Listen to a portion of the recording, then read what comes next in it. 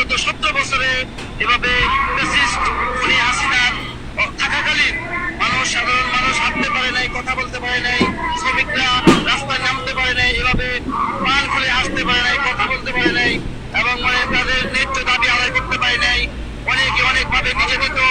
এই জন্যই আমরা এখন খুশি এবং আনন্দিত যে আমাদের পানের দাবি, আমাদের শ্রমিকদের দাবি, আমাদের সব সকল কল কারখানা, মিল ফ্যাক্টরি, বিভিন্ন ফ্যাক্টরির শ্রমিক ভাইয়েরা বোনেরা সবাই এখানে আমন্ত্রিত, সবাই আসছে, সবাই মনের কথা খুলে বলতে পারতেছে এবং সবাই খুশি যে তারা মন খুলে হাসতে পারতেছে, কথা বলতে পারতেছে, তাদের পানের দাবি, মনের দাবি দাঁড়িয়ে রাখতে পারতেছে।